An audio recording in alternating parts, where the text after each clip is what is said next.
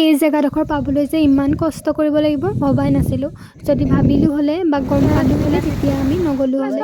জেগাডোখৰ দেখিবলৈ যিমানে ধুনীয়া কিন্তু তাতকৈ বহুত বেছি ভয়ানক। ভয়ানক বুলি কিয় কৈছোঁ আপোনালোকে ভিডিঅ'টো চালে শেষলৈ গম পাই যাব।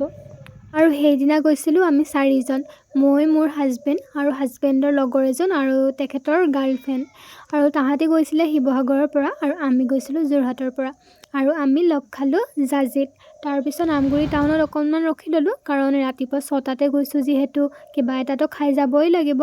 খাই বৈ আকৌ বাইকৰ অকণমান কিবা এটা কাম আছিলে সেয়াও কৰি ল'লোঁ, কাৰণ আগত যিহেতু একো দোকান নাপাওঁ।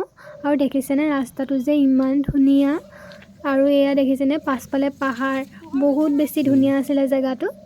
কিন্তু মানুহ আকৌ খুব কম, ভালো লাগে, বেছি গাড়ী অহা যোৱা হ'লেও ভাল নালাগে। এই যে জেগাডোখৰ দেখিছে ইয়াত ৰখাৰো কিন্তু কাৰণ আছে। সেইদিনা আকৌ মই মূৰত শ্বল এখন লৈ গৈছিলোঁ ৰ'দৰ কাৰণে, সেই শ্বলখন আমাৰ বাইকত সোমাই ধৰিলে আৰু আমাৰ লগৰজনে দেখা কাৰণে আমি তাতে ৰখি সেইখন এৰুৱাই ল'লোঁ। নেদেখা হ'লে যে কি হ'ল হয়, সেইটো হ'ল প্ৰথম ঘটনা। আৰু ৰখিছোঁ যদিনো ফটো এখন কিয় নামাৰিম, সেইকাৰণে গোটেইকেইটাই ফটোও মাৰি ল'লোঁ, অকণমান ভিডিঅ' ক্লিপো ৰাখি দিলোঁ। লগত যোৱা মানুহবোৰ সদায় মনে মিলা হ'ব লাগে, হয় নাই বাৰু? সেইদিনা কিন্তু মই প্ৰথম লগ পাইছিলোঁ এই ছোৱালীজনীক, ইমান ফ্ৰী, ভাল লাগিলে গৈ। বহুত দিনৰ পৰাই চিনাকি তেনেকুৱা নিচিনা হৈ গ'ল। এই জেগাবোৰত যেন অকল আমিকেইটাই আছোঁ তেনেকুৱা লাগিছিল, কাৰণ মানুহ আমি লগেই নাই পোৱা।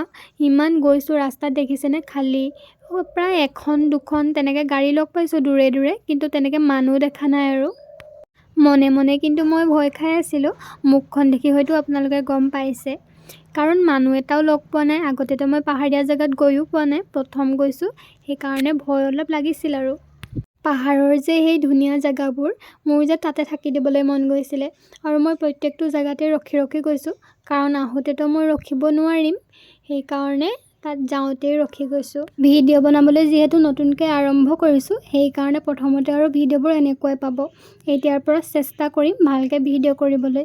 আচলতে ব্লগ হিচাপে বনোৱা নাছিলোঁ, সেইকাৰণে এনেকৈ ভিডিঅ'বোৰ দেখিছে। আগলৈ ভালকৈ ভিডিঅ' কৰিবলৈ চেষ্টা কৰিম। আৰু যিসকলে মোৰ ভিডিঅ' নতুনকৈ চাইছে আপোনালোকে ছাবস্ক্ৰাইব এটা কৰি যাব। আৰু নমস্কাৰ, মোৰ নাম তৰালি শইকীয়া আৰু মই নতুনকৈ ব্লগ বনাবলৈ ষ্টাৰ্ট কৰিছোঁ। আপোনালোকে সকলোৱে ছাপোৰ্ট কৰিব বুলি আশা ৰাখিলোঁ। আৰু গৈ আমাৰ এইডোখৰ জেগাতে অলপ ভুল লাগিলে, আমি যাব লাগিছিলে সোঁ ছাইডে আৰু আমি গ'লোঁ বাওঁ ছাইডে। তাৰপিছত বহুত ওপৰলৈ উঠিলোঁ পাহাৰৰ, তাতে আমাৰ বহুত দেৰি হৈ গ'ল। আৰু সেই ৰাস্তাটো আছিলে ভুল ৰাস্তা, আৰু সেই ৰাস্তাত কোনো মানুহেই নাছিলে। চাবচোন, পাহাৰৰ একেবাৰে ওপৰত আমি 4টা অকলে ৰৈ আছোঁ, তাতে ৰাস্তাটো বহুত বেছি বেয়া আছিলে। মানুহ মনিষ্ঠতা নাই, ভয়হে লাগিছে। এইফালে নহয় দেই, মই নাযাওঁ। নামিবলৈহে মোৰ ভয় লাগে তোমাৰ লগত। এতিয়া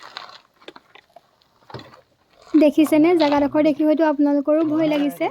আচলতে ভিডিঅ'ত ভয় লগাতকৈ আচলতে জেগাডোখৰ আৰু বেছি ভয় লগা আছিলে। কোনো মানুহো নাছিলে, আৰু অলপ আগত এখিনি ঘৰ আছিলে য'ত কিবা কিবি অঁকাও আছিলে। আৰু আমি সেই ঘৰবোৰ চাই আহোঁতে অলপতে তলত সোমায়ে যাওঁ। সেইটো হ'ল আমাৰ ছেকেণ্ড ঘটনা।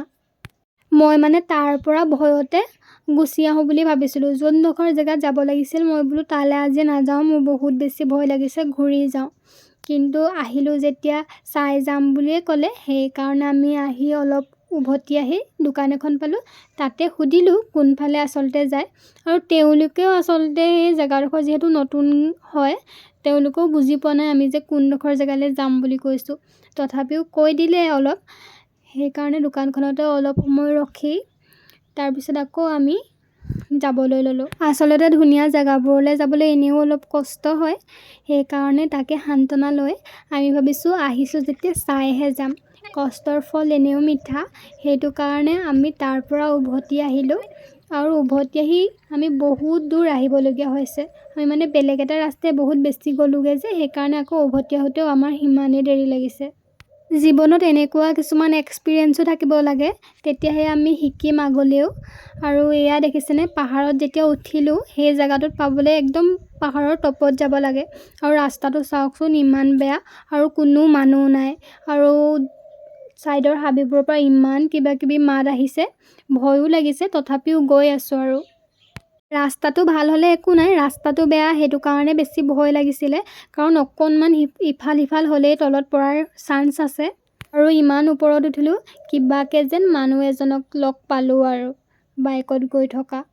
তাৰপিছত সৰু সৰু ৱাটাৰফলো আছিলে, যিটো সেইদিনাখন ইমানেই গৰম আছিলে, সেইকাৰণে তাতে ৰখি আমি মুখ হাত ধুই ল'লোঁ, ফ্ৰেছ হৈ ল'লোঁ, আৰু গৰমৰ কাৰণে গোটেই মুখখনে ফুলি গৈছিলে মোৰ।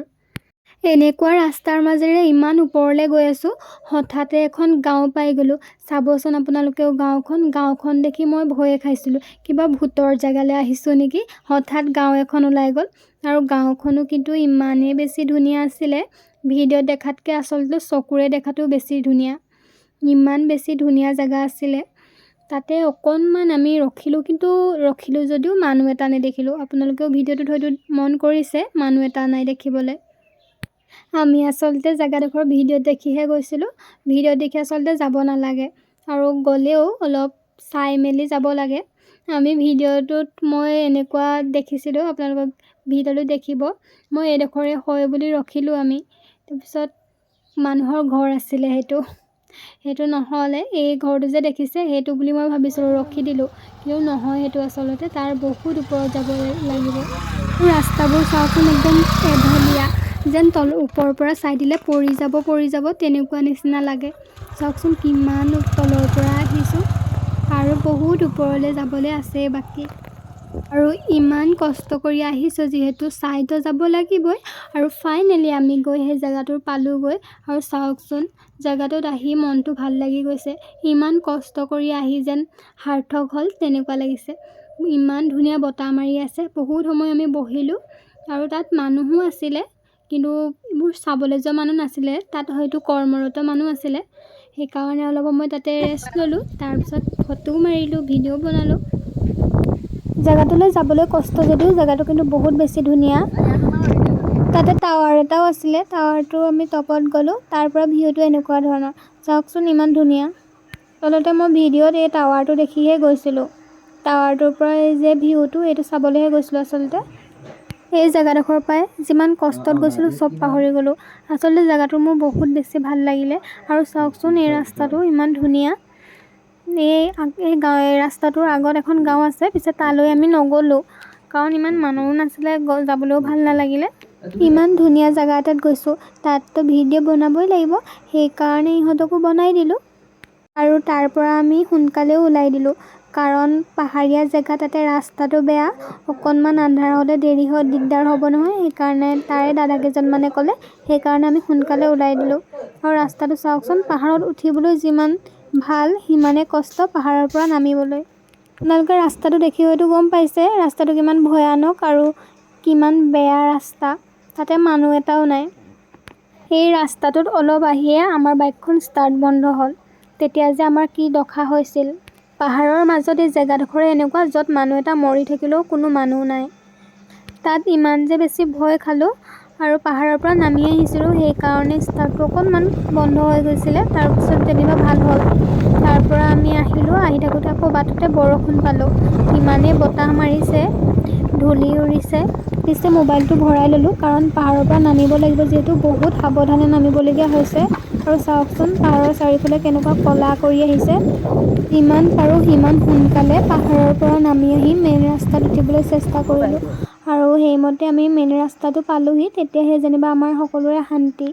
তাৰপিছত বৰষুণ দিছে যদিও গাত পৰা নাই। মেইন ৰাস্তা পোৱাহি পাছত একো চিন্তা নাই, আৰু বেছি সময় নালাগেও আমগুৰি পাবলৈ। আৰু আমগুৰি পায়ে আমি এইকণ জেগা পালোঁ, তাতে অকণমান সময় ৰখিলোঁ। বহুত বেছি ধুনীয়া আছিলে জেগাডোখৰ, সেইকাৰণে অকণমান সময় তাতে ৰখিলোঁ।